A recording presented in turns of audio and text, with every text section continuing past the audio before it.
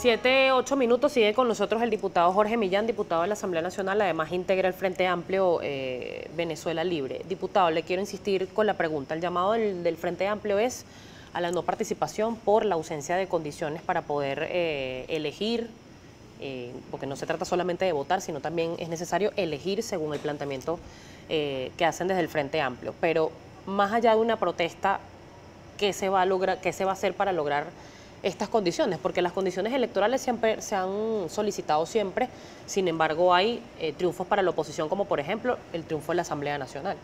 Claro, pero es que justamente nosotros como Unidad Democrática tuvimos una estrategia, que a pesar de que era un proceso fraudulento, era un proceso que tenía fraudes muy bien identificados y que si nosotros tomamos determinadas medidas y éramos una mayoría sólida, se podía ganar el proceso.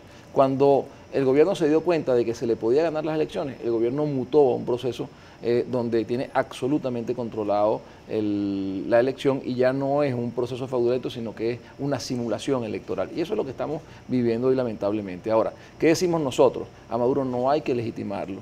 Y luego, ¿cómo cae este tipo de gobierno y de regímenes? Cuando son ilegítimos, cuando son ilegales y cuando la autoridad es usurpada. Caen cuando el ciudadano se da cuenta que el poder está en sus manos.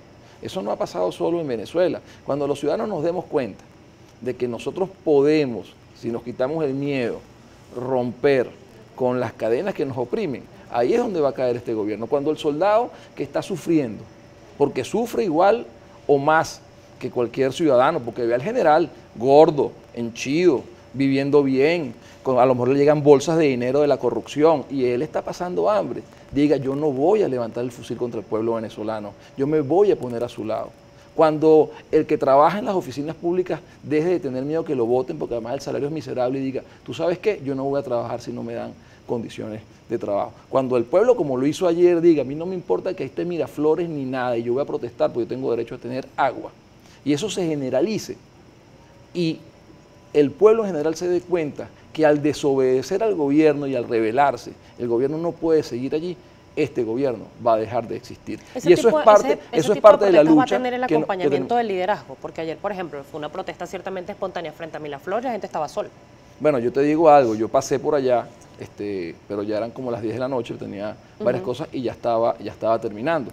Tampoco queremos nosotros empañar las protestas que son sociales, llegando los dirigentes políticos y que se vaya a sentir la gente incómoda. Eso también hay que respetarlo. Pero en todo caso, yo hice un esfuerzo de llegar ayer allá, te narro desde la perspectiva mía, porque bueno, yo soy diputado por Libertador.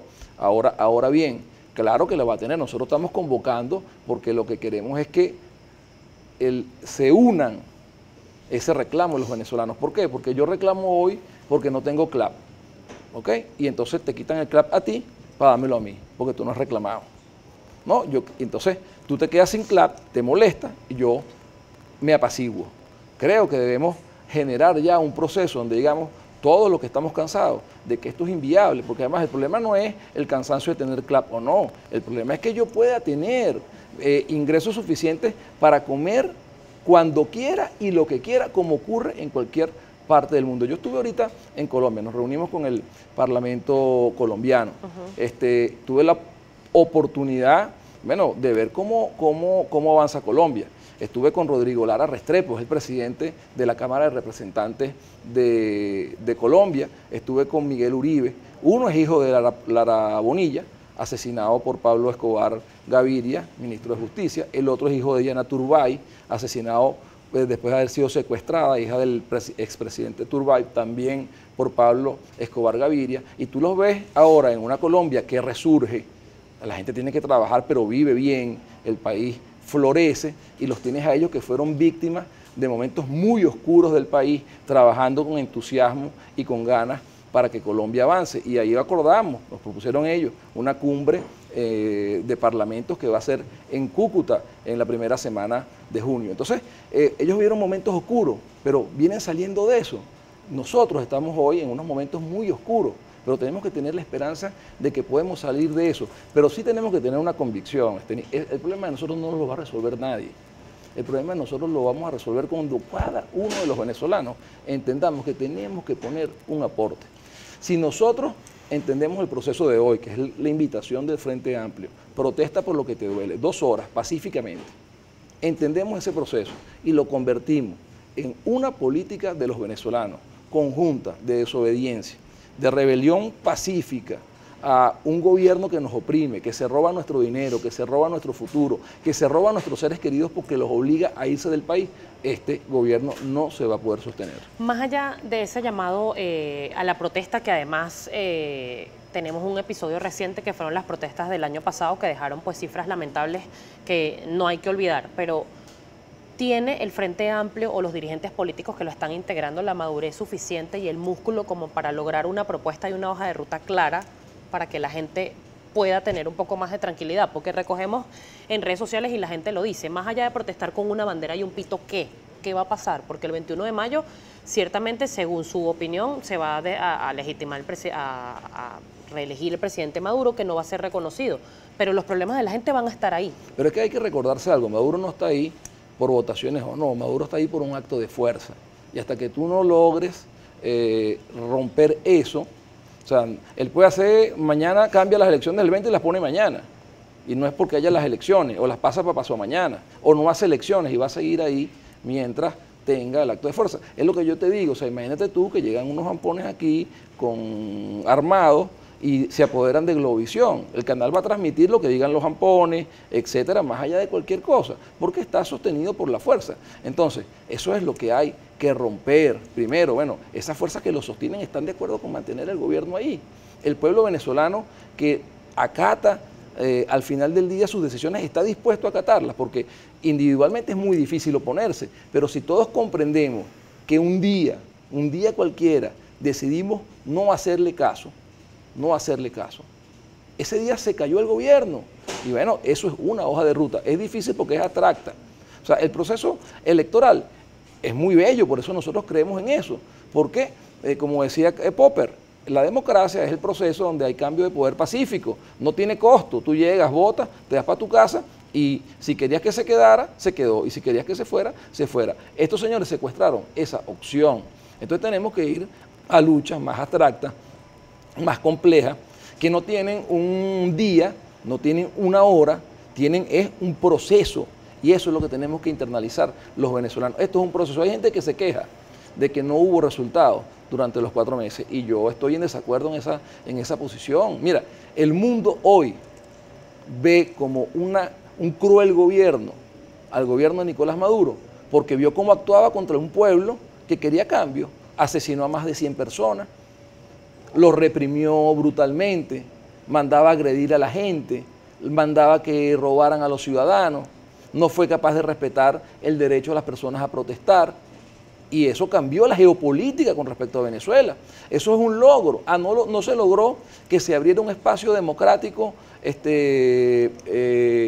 como lo aspirábamos, pero tuvimos logro. Y entonces eso no significa que los venezolanos tenemos que dejar la protesta como mecanismo de acción. Es una de las acciones más importantes en la lucha contra este tipo de gobierno. Diputado, hay participación y le agradezco, por favor, en la medida de lo posible, responda lo más preciso que pueda para dar mayor cabida. Denis Rodríguez le dice lo siguiente: es que la oposición no tiene poder para declinar los montajes que Maduro hace, quitando y poniendo como lo hizo con la Asamblea Nacional Constituyente.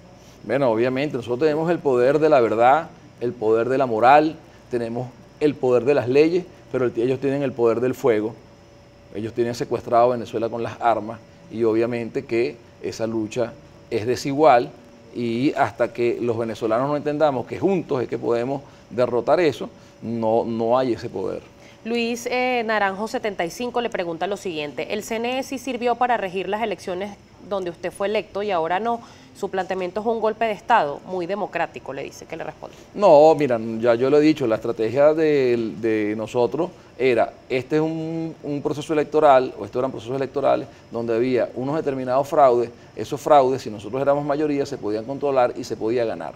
Por eso no ganó Capriles, porque no tuvimos la mayoría suficiente para superar el umbral del fraude que tenía el gobierno, y ganamos los parlamentarios porque nos habíamos convertido en una mayoría mucho más sólida que era capaz de brincar el obstáculo del fraude. El gobierno comprendió eso y decidió mutar. Si no, lo podemos ver cómo actuó el CNE en la revisión de los partidos políticos, donde su objetivo era evitar y no facilitar o ser árbitro imparcial, como actuó para el referéndum revocatorio de Nicolás Maduro, que impedía, ponía goteros prácticamente para que el venezolano no se pudiera expresar. Prácticamente lo que evitaba era que el ciudadano firmara la solicitud, que era un derecho. Lo vimos con el tema de los gobernadores, lo hemos visto con Smartmatic, cómo actuó con Smartmatic para la Asamblea Constituyente, que lo reconoció la propia Smartmatic, que tenía años trabajando con ellos. Entonces el gobierno mutó. El gobierno mutó porque ya no le sirve el fraude, el disfraz de un gobierno que es democrático, que hace elecciones, porque su objetivo es preservar el poder y no le importa que el mundo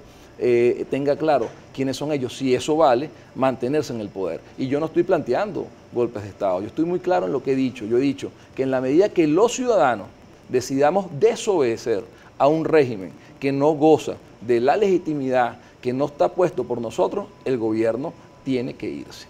Diputado, muchísimas gracias, Gracias por habernos acompañado. Era el diputado Jorge Millán, diputado de la Asamblea Nacional, además integrante del Frente Amplio Venezuela Libre. Son las 7:19. A esta hora revisamos información en materia de espectáculos.